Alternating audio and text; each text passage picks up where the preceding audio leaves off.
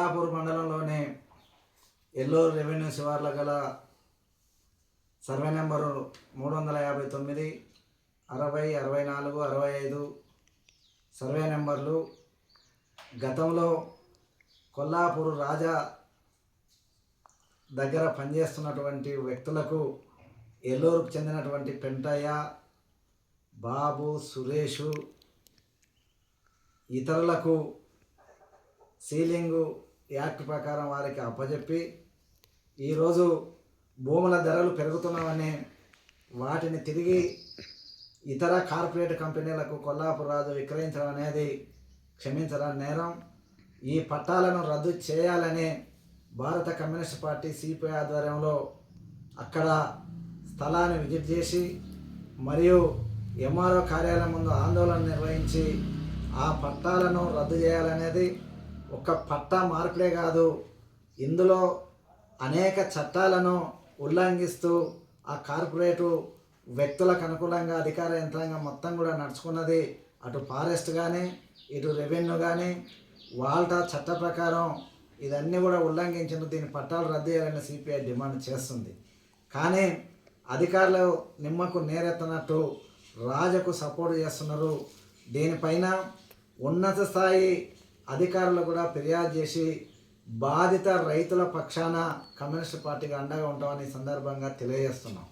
కొల్లాపూర్ రాజు ఎప్పుడో గతంలో ప్రభుత్వానికి భూ పరిమిత గరిష్ట చట్ట ప్రకారం వదిలేసినటువంటి భూములను ఇప్పుడు ధరణిలో వచ్చినటువంటి లోపాలను అడ్డుపెట్టుకొని తిరిగి పట్టాలను చేయించుకుంటూ ఇవి నా భూములు అంటున్నాడు. కొల్లాపురం దగ్గర ఎల్లూరులో ఉన్నటువంటి రైతులు గత సంవత్సరం వరకు కూడా 10 సంవత్సరాలుగా వ్యవసాయం చేసుకున్న ఈరోజు వాళ్ళ చేతుల నుంచి భూములను లాక్కోవడం అనేది దారుణాంశం. ఇక్కడ స్థానికంగా ప్రాతినిధ్యం వహిస్తున్నటువంటి మంత్రి కృష్ణారావు గారు కారణాలు ఏమో కానీ ఈ భూముల అంశంలో వారి దృష్టికి తెచ్చినా కూడా దానిపైన రైతుల పక్షాన కానీ చట్టాలు ఉల్లంఘన దానిపైన కానీ ఎలాంటి చర్యలకు ఆదేశించకుండా మౌనమునిలాగా ప్రేక్షక పాత్ర వహించడం సరైనది కాదు.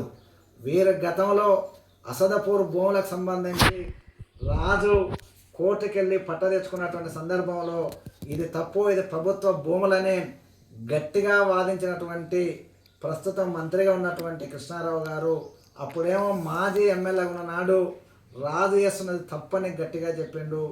ఈరోజు మంత్రి అయిన తర్వాత పేద రైతుల దగ్గర ఉన్నటువంటి భూములను రాజు లాక్కొని కార్పొరేట్ వ్యక్తులకు అమ్మితే దీనిపైన స్పందించకపోవడాన్ని తీవ్రంగా ఖండిస్తున్నాం. తక్షణమే మంత్రి మౌనం వీడి ఈ భూములపైన ఒక స్పష్టమైనటువంటి ఆదేశాలు విచారణ చేయాలని చెప్తున్నాం. మేమేదో రైతులకు అక్రమంగా అన్యాయంగా మేము సపోర్ట్ చేయట్లేదు.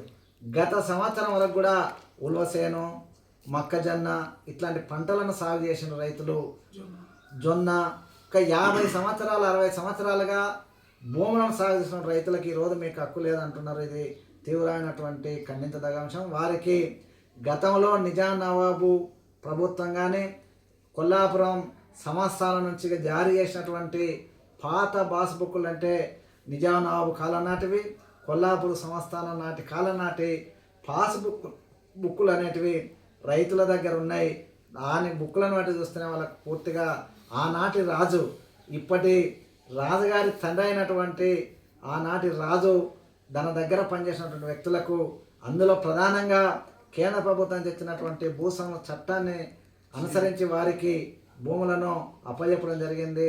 గతంలో మనం వింటుంటాం గద్దరు వాడినటువంటి పాటల్లో కుక్క పేరు మీద నక్క పేరు మీద సీలింగ్ భూములను రాసిండ్రనే పాటలు వినగానే ఇక్కడ చూస్తే ఆ రాజగారి భూములను వారి దగ్గర పనిచేసినటువంటి 5 కుటుంబాలకు రాసి ప్రభుత్వానికి ఏమో రాసిచ్చినట్లు లెక్క చెప్పి ఈరోజు తిరిగి గుంజుకుంటున్నారు.